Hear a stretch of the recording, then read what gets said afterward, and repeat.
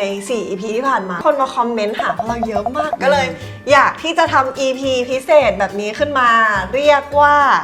สปาใจถามตอบค่ะค่ะเอาละติ๊กตอกต้องถามคำถามแรกก่อนคนที่เรากำลังพูดถึงเนี่ยเขาลบมาตั้งแต่วันแรกที่เรารู้จักเขาหรือเปล่าพี่เต้ยหรือพี่แพมให้ความหมายของคำว่าคุณค่าของตัวเองไว้ว่าอย่างไรหรอครับอันนี้คือบรรลุเป้าหมายแล้วนะเลิกทำรายการได้แล้วยกกองแล้วก็ยังยินดีต้อนรับเข้าสู่รายการสปาใจพื้นที่ปลอดภัยสำหรับหัวใจของทุกคนนะคะนวดพี่แพมค่ะสวัสดีค่ะสวัสดีค่ะคุณเต้ยสวัสดีค่ะพี่แพมเป็นไงบ้างคะสบายดีค่ะคุณเต้ยเป็นไงบ้างคะเต้ยก็สบายดีค่ะขอบคุณที่ถามนะคะคุณผู้ชมเป็นยังไงบ้างคะสบายดีไหมดู EP มาทั้งหมดตอนนี้ประมาณ4 EP แล้วเนาะเรามาเข้าสปากันเป็นยังไงบ้างหายเมื่อยกันบ้างไหมคะหรือว่าเมื่อยกว่าเดิม ยังไงก็คอมเมนต์อะไรมาหาพวกเราได้เนาะจริงๆแล้วเนี่ยเต้ยก็โกตูคอมเมนต์เนาะใน4 EP ที่ผ่านมาก็กลายว่ามีคนมาคอมเมนต์หาพวกเราเยอะมากเลยค่ะใช่ดีใจขอบคุณมากนะคะใช่ค่ะก็เลยอยากที่จะทำ EP พิเศษแบบนี้ขึ้นมาเรียกว่าสปาใจถามตอบค่ะขออ่านคอมเมนต์ให้พี่ทำฟังก่อนได้ไหมคะมาเขาเขียนว่าขอบคุณคุณเต้ยมากๆนะคะที่ทำรายการแบบนี้ออกมาแล้วก็ขอบคุณพี่แพมด้วยนะคะมันเป็นยาเยียวยาใจให้กำลังใจคนได้เยอะมากจริงๆค่ะขอบคุณมากค่ะคอมเมนต์ต่อไปค่ะเขาบอกว่าไม่เคยมีรายการใดที่นำเรื่องของจิตใจภายในซึ่งส่งผลต่อพฤติกรรมของเราโดยฟังแล้วแบบสบายใจไม่เครียดแล้วก็เอาไปปฏิบัติได้จริงอันนี้คือบรรลุเป้าหมายแล้วนะเลิกทำรายการได้แล้วโอเคกลับยังกลับไม่ได้ค่ะเพราะว่าอันนี้เป็นคอมเมนต์ดีๆนะคะแต่ว่าจะมีคอมเมนต์ของหลายๆคนที่อยากจะได้การเยียวยาแล้วก็การนวดจากพี่แพมค่ะเพราะฉะนั้นเต้ยก็เลยเอามาถามแทนทุกคนนะคะคำถามแรกค่ะเขาบอกว่าอยากให้เต้ยพูดเกี่ยวกับการที่เราต้องอยู่กับคนที่คิดลบค่ะพอเขาคิดติดลบทำให้เราหมดแรงเหมือนเขาเราจะจัดการตัวเองยังไงดีคะทุกวันนี้เจอแต่คนคิดลบค่ะโอเคจริงๆแล้วเดี๋ยวก่อนถามคนในห้องนี้ก่อนเลยค่ะทุกวันนี้คิดว่าคนรอบตัวเราอ่ะเป็นคนคิดลบหรือบวกมากกว่ากันคิดบวกมากกว่าก็อาจจะคิดลบมากกว่าโอ้คุณเต้ยอ่ะมีทั้ง2 อย่างค่ะแต่เต้ยว่าน่าจะไปทางลบมากกว่าค่ะจัดการง่ายไหมของพี่เต้ยจัดการง่ายไหมสำหรับคนคิดลบเหรอคะอาจจะเป็นเพราะว่าชีวิตเรายุ่งมากเราก็เลยบางทีไม่ค่อยเทคเท่าไหร่ค่ะเพราะมันเป็นเรื่องของเขาเราก็เลยแบบว่าไม่เป็นไรก็คืองั้นแปลว่ามันเป็นเรื่องของเขาเป็นภาวะของเขาอะไรมีใครอยากแชร์วิธีแบบดิวกับคนคิดลบที่อยู่ข้างๆตัวก็พอฟังแล้วแบบคนนี้เริ่มคิดลบแล้วจะค่อยๆออกห่างเฟดออกนั่นก็เป็นอีก1 วิธีนี่ก็บีซี่จนบางทีไม่ได้แบบไม่ได้เอาไม่เรียกเก็บกลับมานี่ก็ออกห่างค่ะก็ออกห่างกันแล้วออกห่างไม่ได้เช่นแบบมีคนเป็นคนที่มีอิทธิพลเหนือกว่าเราอะไรก็จะฟังแล้วก็ปล่อยผ่านก็ปล่อยผ่านเหมือนกันปล่อยผ่านเหมือนกันแต่บางทีเราก็คิดลบเองกันนะบางครั้งในช่วงเวลาที่เราแบบว่า mental health แบบแย่ๆเราอาจจะเป็นลิสต์อยู่ในลบของคนอื่นหรือเปล่าไม่รู้ตัวใช่แต่ว่าอันเนี้ยเป็นคำถามที่ดีมากเพราะว่าเชื่อว่าทุกคนนี่เราอยู่กันไม่กี่คนนะเรายังมีประสบการณ์เดียวกันเลยต้องถามคำถามแรกก่อนคนที่เรากำลังพูดถึงเนี่ยเขาลบมาตั้งแต่วันแรกที่เรารู้จักเขาหรือเปล่าหรือเขาเพิ่งมาลบพักหลังๆแล้วถ้าเกิดว่าคำตอบว่าไม่เขาลบมาตั้งแต่ต้นก็จบก็แปลว่าก็เขาเป็นอย่างนั้นมาตั้งแต่ต้นแล้วเราเนี่ยแหละก็รู้อยู่แล้วว่าเขาเป็นอย่างนั้นแต่เราก็ตัดสินใจว่าเราจะต้องอยู่ด้วยกันหรืออะไรยังไงค่ะแต่ถ้าคนที่รู้สึกว่าไม่เขาเพิ่งมาลบช่วงหลังเราก็อาจจะเอาด้วยความที่เราก็ต้องดูว่าเราอยากจะทำไงกับตรงนั้นถ้าเรามีพื้นฐานที่มีความสัมพันธ์ที่ดีอยู่แล้วอะเราอาจจะพูดกับเขาได้นะแต่ว่าพูดกับเขาด้วยความแบบเป็นกระจกส่องให้เขาอะว่าแบบเฮ้ยช่วงนี้เป็นอะไรสมมติว่าเมื่อก่อนเขาแบบโหเพอร์ฟอร์มได้อย่างดีแต่ทำไมช่วงนี้เขาดูแบบเพอร์ฟอร์แมนซ์ของเขาไม่ได้เป็นอย่างที่เขาเคยเป็นอันเนี้ยเราสามารถพูดคุยกับเขาได้ก็คือแสดงความเป็นห่วงเป็นใยให้กับเพื่อนของเราได้ใช่แล้วถ้าเราพูดกับเขาไม่ได้ล่ะคะสมมุติว่าเขาเป็นแบบหัวหน้างานของเราหรือว่าเป็นแบบ ผู้ใหญ่ที่เราต้องเจอในการร่วมใช้ชีวิตด้วยอะไรอย่างเงี้ย พี่เต้ยจะบอกว่าสมมติว่าเจ้านายเราเป็นคนลบ อะไรอย่างนั้น หรือเพื่อนร่วมงานเราเป็นคนลบ อันนี้เราหลีกเลี่ยงไม่ได้เพราะว่าเราต้องไปทำงานกับเขาทุกวัน อันนี้ก็อยากจะแนะนำว่าเราอาจจะเผลอ take it personal มากเกินไปเกราะป้องกันตัวที่ดีที่สุดนะคือเอาตำแหน่งเรากับตำแหน่งเขามาคุยกันเหมือนใส่ยูนิฟอร์มไทเทลของเราจริงๆอ่ะก็คือเอาตัวตนของคนที่เรากำลังต้องไปดิวด้วยเอาออกไปก่อนแล้วก็เห็นเขาแค่เป็นตำแหน่งของเขาแล้วตำแหน่งของเขาจะต้องมาทำหน้าที่อะไรกับตำแหน่งของเราค่ะเอาแค่นั้น หมายถึงว่าสวมหมวกให้ถูกใบสมมติว่าเต้ยเป็นลูกน้องพี่แพมเป็นหัวหน้างานของเต้ยเรารู้แหละว่าเขาอาจจะมาแบบเวียงลบอะไรอย่างนั้นแต่ว่าเราก็คิดซะว่าไม่เป็นไรเราทำงานก็คือไม่ take it personal เข้ามาหาตัวเองมากเกินไปอะไรใช่เพราะว่าถ้าเกิดว่าเราเอาตำแหน่งของเรากับเขามาคุยกันมันคือการทำงานอย่างมืออาชีพแล้วมันก็เป็นการเช็คอยู่เหมือนกันนะคะว่านี่เรากำลังทำงานอย่างมืออาชีพหรือเปล่าเพราะว่าถ้าเรารู้สึกว่าเราไม่อยากดีลกับคนนี้แปลว่าเรามองที่คนค่ะไม่ได้มองที่ตำแหน่งของเขาแต่ถ้ามันเป็นมาปี2 ปีแล้วมันไม่หายแล้วเราสุขภาพจิตเสียเราก็สามารถที่จะเลือกเพื่อตัวเองได้คือเราอาจจะเปลี่ยนงานหรือว่าอะไรใช่ก็ได้เหมือนกันไม่จำเป็นที่จะต้องแบบว่าพิสูจน์ไม่ใช่หมวกตลอดไปใช่ไหมคะใช่ค่ะแล้วก็ต้องดูตัวเองด้วยนะคะว่าหรือว่าเราเป็นคนที่คิดลบเองหรือเปล่าหรือเราเป็นคนที่คิดลบเองหรือเปล่าเราหรือเปล่าที่อคติต่อไปนะคะเป็นคำถามเขาบอกว่าถ้ามีเพื่อนรักแต่จัดการอารมณ์ตัวเองไม่เก่งเขาใช้อารมณ์หมดเลยทุกวันเขาก็จะมาระบายปัญหาของเขาให้เราฟังคุยนานเป็นชั่วโมงเลย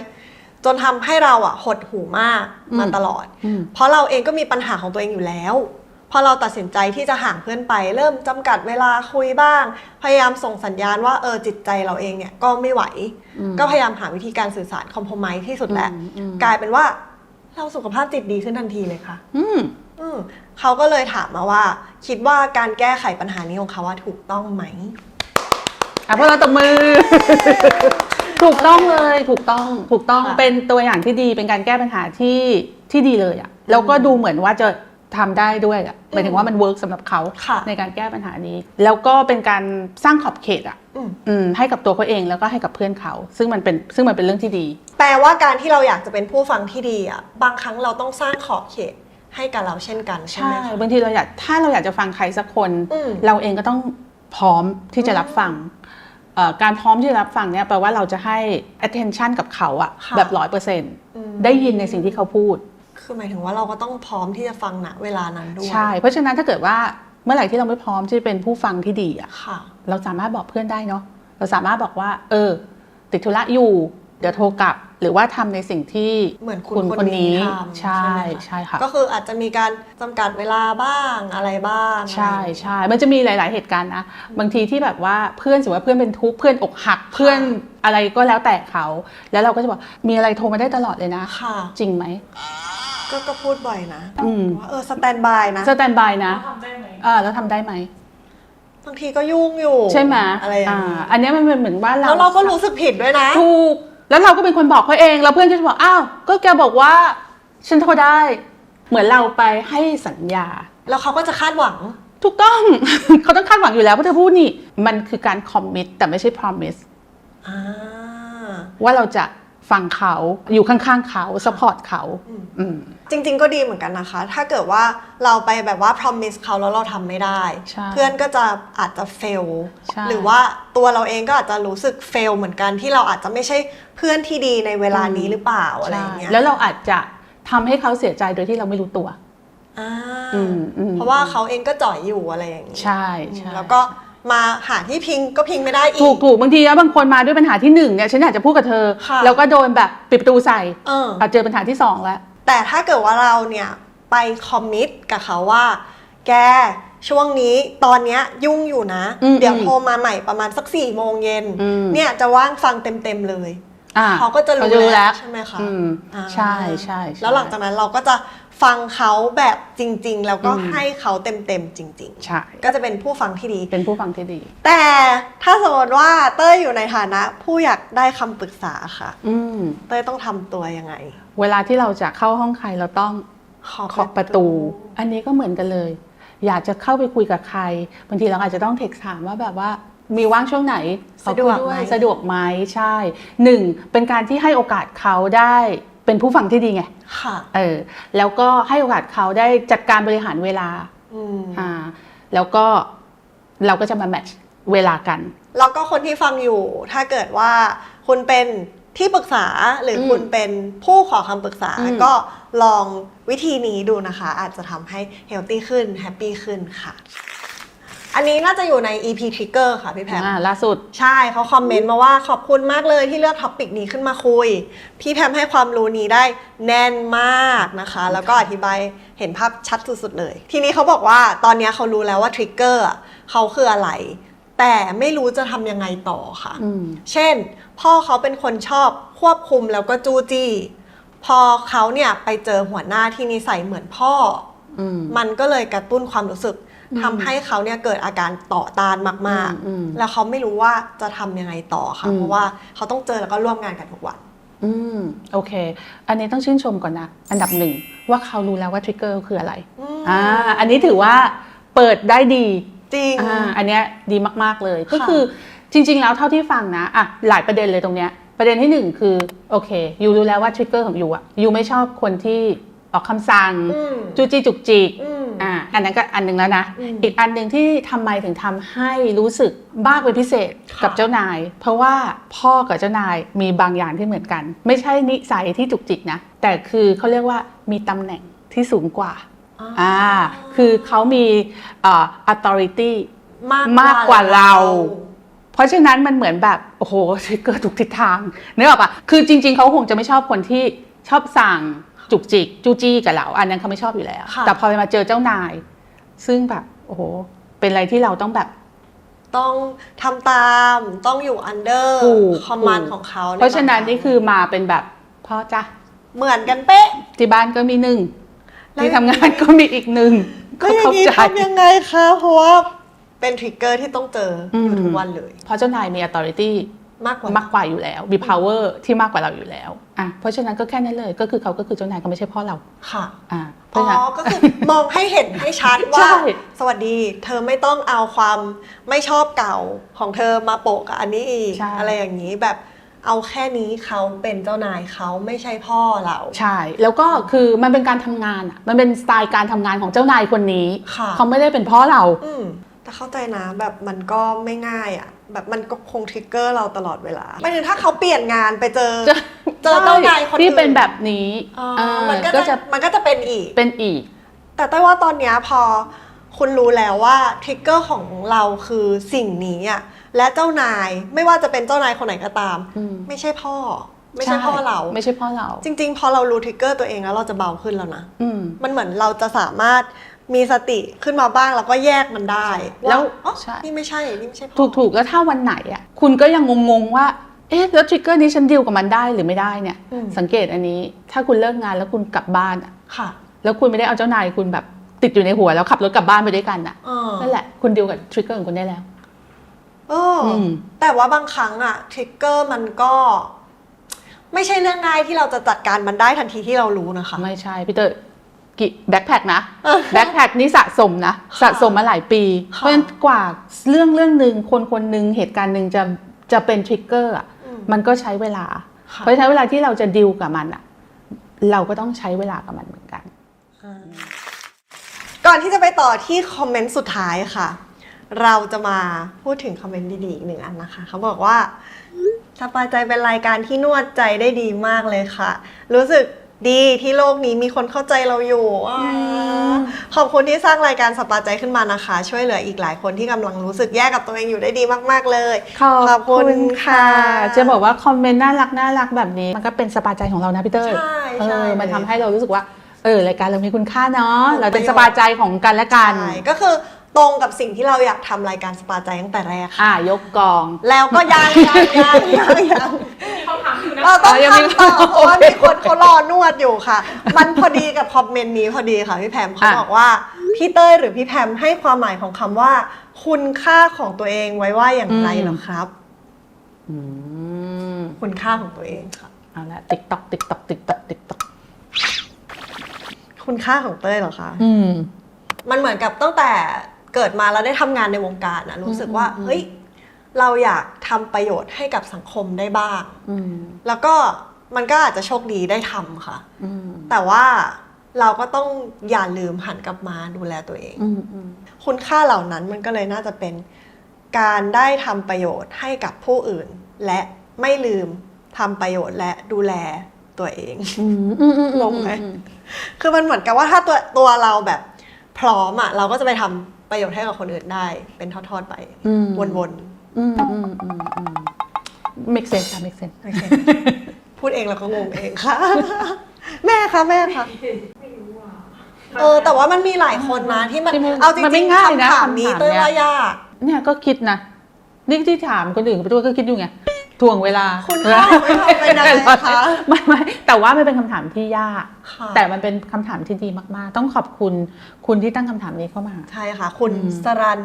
จงรักค่ะ อืมเป็นคำถามที่ดี อ่ะไม่ตอบ คุณค่าของพี่แพมใช่ไหมคะโอเคคุณค่าของพี่แพมน่าจะอยู่ที่การดูแลตัวเองเป็นอย่างดี เพื่อที่จะได้ดูแลคนอื่น อ่า อืม มันเป็นคำตอบที่เฉียบมากนะคะ มันคือสิ่งที่เต้ยพยายามวน อันนี้เป็นคำแปลของเมื่อกี้ แปลว่าเราเหมือนกันเราเหมือนกันแล้วก็หลายๆคนในห้องนี้ก็เหมือนกันนั่นแหละ ทุกคนอยากให้ลองคิดดูนะคะว่าอะไรคือคุณค่าของเรา มันเป็นคำถามที่ยากแล้วก็เป็นคำถามที่ดีมากเลยนะ มันอาจจะตอบเราได้ไหมคะพอเรารู้ว่าเรามีคุณค่าอะไร เวลามีคนมาด้อยค่าเราอะเราจะเข้มแข็งขึ้นไหมคะ ใช่ค่ะ เพราะว่าเราเชื่อ คือมันเหมือนเช็คตัวเองอะว่าแบบว่าเดี๋ยวก่อนนะแล้วคุณค่าของเราคืออะไร คือหามันออกมาจากแบบกัตของเราอะกัตฟีลลิ่งของเราอะคือเอางี้ตอนที่คิดเนี่ยไม่เอาแบบคูลๆไม่ต้องคูลไม่ต้องเท่ไม่ต้องฉันสวยไม่ต้องเลยเอาแบบเนี่ยฉันคุณค่าของฉันคืออันเนี้ย ค่ะ แล้วก็เชื่อในสิ่งที่เราคิด เพราะฉะนั้นถ้าเกิดว่าจะมีใครมาบอกว่า แกมันไม่มีคุณค่า สิ่งที่แกทำมันไม่ดีนู่นนี่นั่น เราก็จะมีภูมิต้านทานมากขึ้น ใช่ เพราะเรา ใช่ เชื่อในตัวเองแล้ว ใช่ ถูกไหมคะ เพราะว่าคุณค่านั้นเราคิดของเราเอง โอเค เราคิดขึ้นมามันเป็นความรู้สึกของเราจริง ไปที่คำถามสุดท้ายแล้ว ๆ ค่ะ โอเคค่ะ เขาบอกว่า อยากให้พี่เต้ยทำคอนเทนต์เกี่ยวกับการเปรียบเทียบตัวเองกับคนสนิท คนใกล้ชิดหรือว่าคนรอบตัวทั่วๆไปค่ะ เพราะบางทีรู้สึกว่ามันเกิดความรู้สึก